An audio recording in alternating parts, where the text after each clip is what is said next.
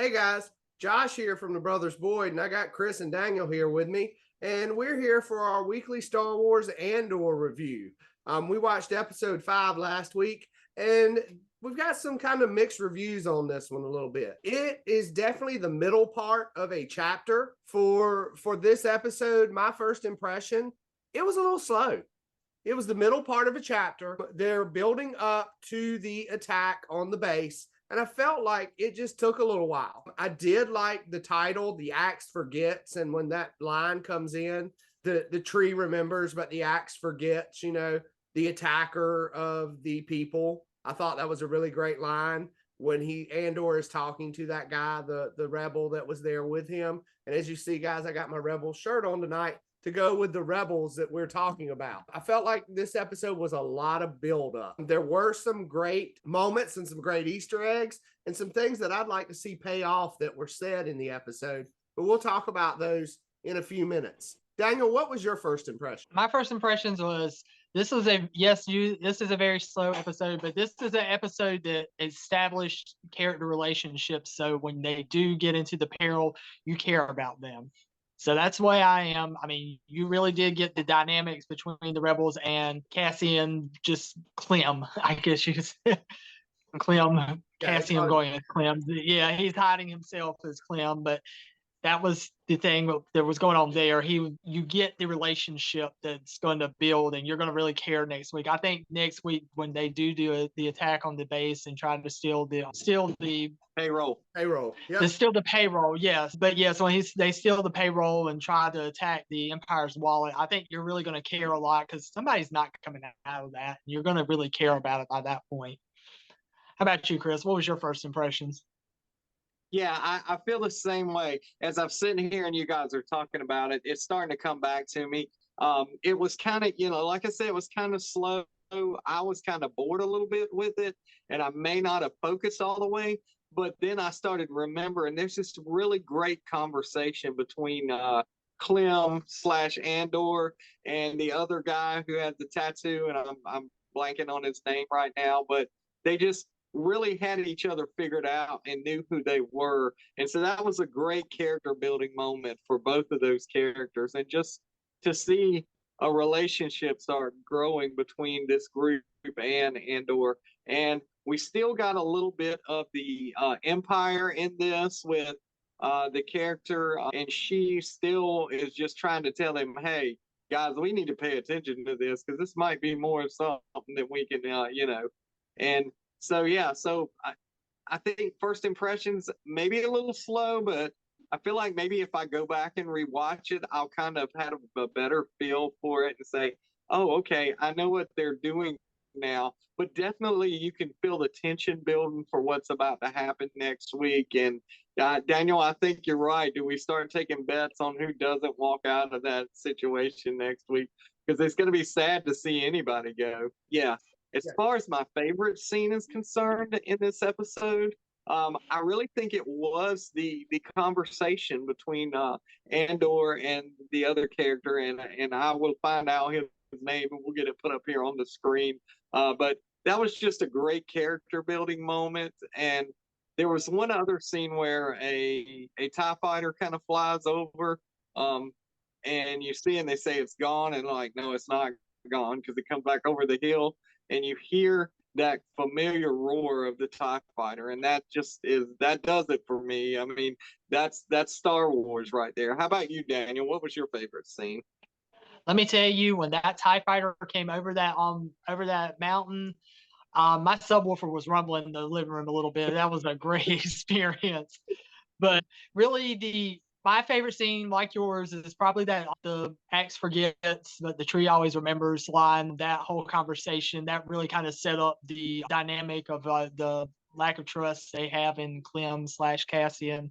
And hopefully it's starting to show that Cassian is starting to learn to become part of the rebellion and be more than just this kind of guy that floats from place to place and screws up things and kills people at random and things like that. He has a purpose what he's doing from here on. I think that's where we're going, but I really do feel like that was a pivotal moment.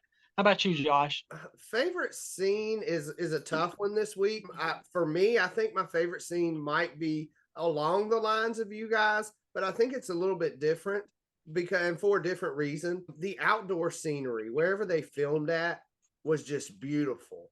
And I think that's what made my favorite scene this week is when they're traveling through the mountains and you see all that beautiful scenery.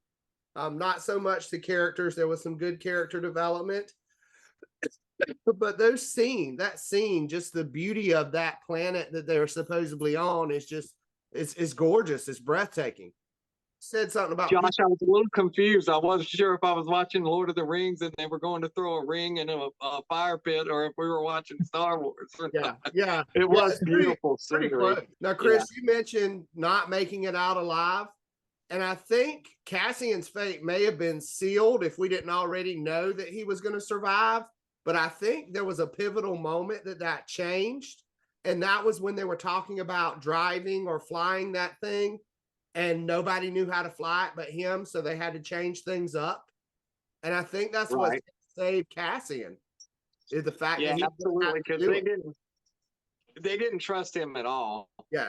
At all. So no, the characters, overall, it was definitely a character building episode. But my problem is right now, short of Mon Mothma and Cassian to an extent, there's not a lot of the characters I really feel like they've developed enough that I care about because they've been in and out of the scene so much. Cyril Karn, the guy who was the investigator for Cassian on the planet, and he lost his job. I mean, my favorite character of the night was probably his mom, nagging him the whole time. Yeah. Just nagging him the whole time, pouring blue milk in his Oops All Berries Captain Crunch cereal is what it looked like. And then Mon Mothma. Come on, that's nerve herder cereal. Yeah. Mon Mothma, I felt for her when her daughter came in and did her the way she did her. That was just horrible. Her husband's already against her, then her daughter is against her too. And then you mentioned Dedra Meero, who was the Imperial leader, and she's investigating all this stuff. How about the planet name drop she gave us? She mentions Hosnian Prime, which becomes the Rebel base. She mentions Kessel. Yep. From Solo. She mentions Jakku, which is where they found Rey, which is also where the Emperor had a base. Okay? We've got all that going on. When you go into, and I can't remember his name, but Stellan Skarsgård's place. You see those holocrons. Well, that Sith holocron that they showed, we've been looking at it, but we didn't look at it close enough. That's Dryden Voss's holocron, Sith holocron from Solo that was in his ship.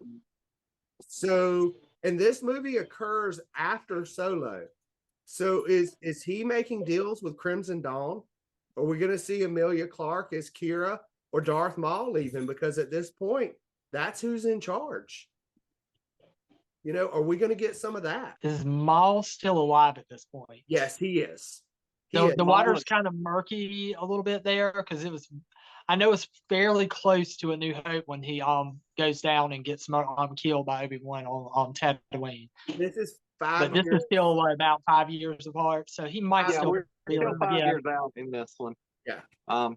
But here's the thing: I still am leaning towards, and we need Dr. Shelley Afra bringing him that stuff because Shelley actually worked with Crimson Dawn a little bit. So I'm with you on that. I need to see Dr. Afra in live action. I love her character so much. And before I turn it back over to Daniel for his overall thoughts, there's one more last thing that was really close, and you got a really good look at it in Stellan Skarsgård's place. We did identify those Shankara stones from Indiana Jones. That's exactly what those were sitting on the shelf. Yes, they're definitely there. So, all right, Daniel. So, what was your overall thoughts? Just like I said earlier, it's a slower episode, but it's a character building episode, and I really do think it's going to pay off. I enjoy character moments a lot. So doing this and having the time to really build up this character, build up relationships. So when something does go down, I was talking to you guys before we even started filming the video about Lord of the Rings, the Rings of Power series. They really do take the time to build up the characters, and something really big happens in that series, and you really care about it. And I have a feeling that next week is going to be on a similar trajectory as that. How about you, Chris? What's your overall thoughts? Yeah, yeah, same here, same here. Very slow episode at first, but at the end, I felt that tension building, and we saw the characters reacting to what's going on, and not just the characters that were involved in the heist that's getting ready to happen.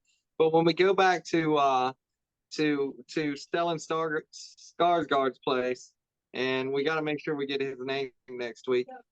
We see him, and you can see the nervousness and the tension. And his assistant tells him, "It's done now. There's nothing you can do about it. All you can do is wait." And so we know and we see what's getting ready to happen.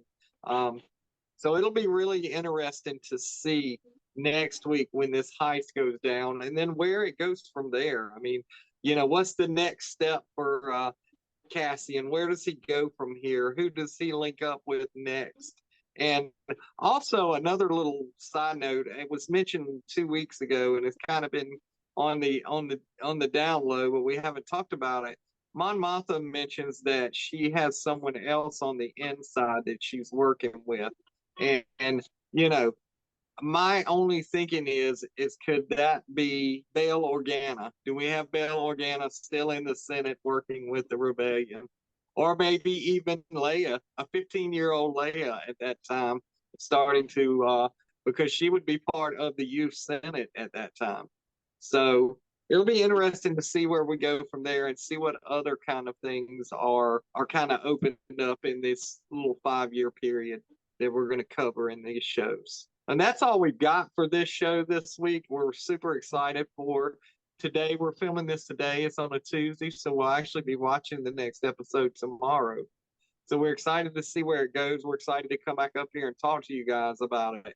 If you haven't watched any of our other videos, head over to the channel and check it out. We've got some really great videos, reviews on this, as well as a bunch of other shows that if you watch this show, you probably watch the other shows that we watch. One of our latest videos you might want to check out, we did an interview with Keith Gibbs of Fayetteville Comic-Con. He's the president of the Comic-Con. We had a really great interview with him, talked for about 30 minutes in prep for this weekend's Fayetteville Comic-Con in Fayetteville, North Carolina. It's going to be on Saturday the 15th and Sunday the 16th. Head on over, check that out. It should be a lot of fun. We're excited to be there. We're going to be there filming, walking around, taking pictures of cosplayers, interviewing people. If they want to be part of the channel, they can get up there, maybe see themselves on YouTube. Josh and I will be there. Josh will be in a Brothers Boyd shirt, I'm sure. So look for Silent Bob, though. I believe Silent Bob's going to make an appearance there, at least on Saturday. And we will have our backpacks, and we will have some goodies and stuff to do. So head on out to that. And then next Saturday, the 22nd, Josh and I, and possibly Daniel, we'll see what his schedule looks like. We'll be in Jacksonville at Lion's Eye Games in Jacksonville, North Carolina. From 10 to 5, we will be at the first ever Halloween Pop Swap, which will be a gigantic, sounds like a gigantic Funko Pop flea market with some other stuff involved too. We'll have a bunch of other things to do. Plus, they're also going to have a cornhole tournament. So if you play cornhole, come on in, show your skills. Dr. John Stamey will be there with his book, Look Up in the Sky. He also has some new maps for Carteret and Craven County, showing all the places that are haunted. If you ever want to go find out where all the haunted places is, go look for a ghost. And I know our friend Marilyn from Marilyn's Crafty Creations is going to be there as well. She makes some super cool yarn. I don't know how to describe them. Figures. We have like Baby Yoda. We have Pokeballs. We have Weeping Angels from Doctor Who. We have the Adipose Baby. We have all that stuff. So she does a great job, and she's going to be there. Come out and support her. And of course, we'll be there with our table promoting the channel, and some of our stuff will be there for sale as well. So head on over there next Saturday, the 22nd, between 10 and 5. Come talk to us and talk about comics and talk about Andor. And until the next video, we will see you at the shop.